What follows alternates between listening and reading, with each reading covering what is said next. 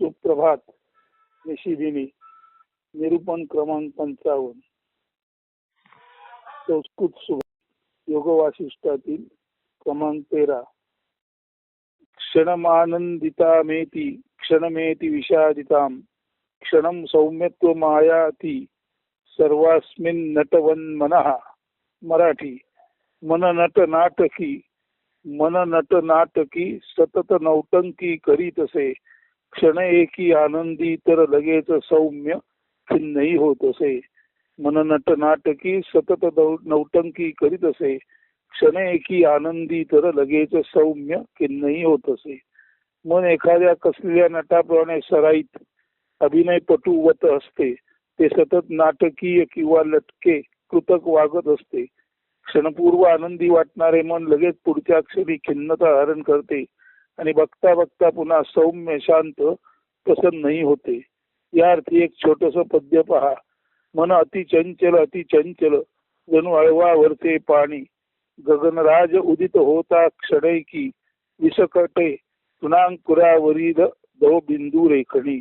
मनमाया मन हीच अप्सरा मेनका प्रतिसृष्टी निर्माता विश्वामित्रही पडत असे सामर्थ्यात तिच्या पुढे अतिफिका.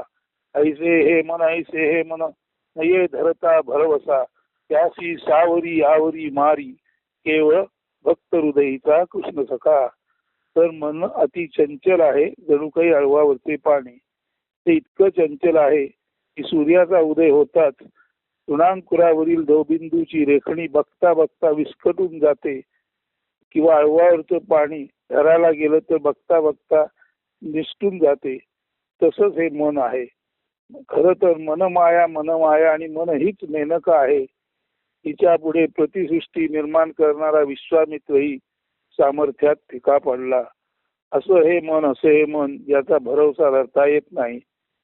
तोच त्या मनाला सावरू शकतो, आवरू शकतो, मारू शकतो. ज्याच्या हृदयीचा कृष्ण सखा त्याला प्रसन्न असतो. म्हणून परत ऐका. मन अति चंचल जणू अळवावरचे पाणी गगनराज उदित होता क्षणैकी विसकटे तुणांकुरावरील दो बिंदू रेखणी. मनमाया मन हीच अप्सरा मेनका प्रतिसृष्टी निर्माता विश्वामित्रही पडत असे सामर्थ्यात तिच्या पुढे अतिफिका. ऐसे हे मन नये धरता भरवसा त्यासी सावरी आवरी मारी केवळ भक्त हृदयीचा कृष्ण सखा.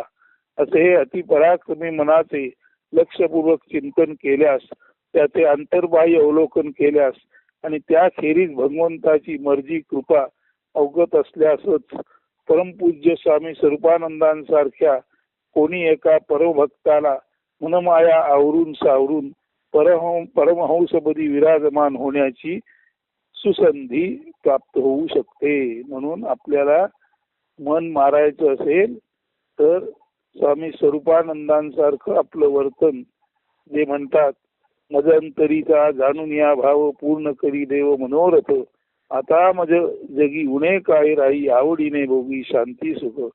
पूर्ण शांती सुख ज्याला असतं तोच मनाला मारू शकतो, आवरू शकतो नव्हे. मन नष्ट करून अमन प्राप्ती करून परमहंसपदी विराजमान होऊ शकतो. म्हणून केवळ मन मारायचा, सावरायचा, आवरायचा केवळ मानवी प्रयत्न पुरेसा नाही, तर त्यासाठी प्रत्यक्ष ब्रह्मचेतनेची आत्म्याची कृपा किंवा सद्गुरूची कृपा आवश्यक आहे. हृदयात जो आपल्या ज्याला म्हणतात सर्वांच्या हृदयात परमेश्वर राहतो. ईश्वरो सर्वभूतानां हृद्देशे अर्जुन तिष्ठती. त्या हृदयातील परमेश्वराची कृष्ण सख्याची आपल्याला जर कृपा अवगत झाली तर आणि तरच हे अतिचंचल मन खर तर नष्ट करता येते. कारण मन आवरणं सावरणं म्हटलं की आवरलेलं परत हाताबाहेर जाऊ शकतं, सावरलेलं परत बिघडू शकतं. फक्त मन हे नष्ट करणं हेच अत्यावश्यक आहे. आणि त्यासाठी एखाद्या तपस्व्याची ही लागते निश्चय. एखाद्या तपस्व्याचं निश्चय सामर्थ्य लागतं. त्याच्यासारखी दृढ उपासना लागते. आणि सर्वाधिक महत्वाचं अंतरातील परमात्म्याची कृपा, हृदयातील कृष्ण सख्याची कृपा लागते. आणि अशी कृपा प्राप्त झाल्यानंतरच परमहंस सद्गुरू श्री स्वामी स्वरूपानंदांसारखे माणूस अशी पदी संत म्हणून विराजमान होऊ शकतात की ज्यांचं मन आता उरलंच नाही आणि जे केवळ आयुष्यभर आवडीने भोगी शांती सुख आता फक्त आणि फक्त अत्यंत आवडीने मी शांती सुख भोगत आहे असं जाहीर सांगू शकतात. असे संतच खऱ्या अर्थाने मन मारण्यास सक्षम असतात. अस्तु धन्यवाद.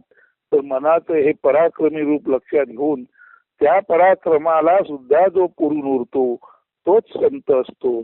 तेव्हा आपण ठरवा मनमाया जिंकण्यासाठी आपण काय करणार किंवा काय केलं पाहिजे आणि त्या दिशेने किमान प्रयत्न तरी करा अशी विनंती करतो आणि आजचं हे निरूपण येथेच संपवतो. धन्यवाद. अस्तु. सुप्रभात. सुदिन.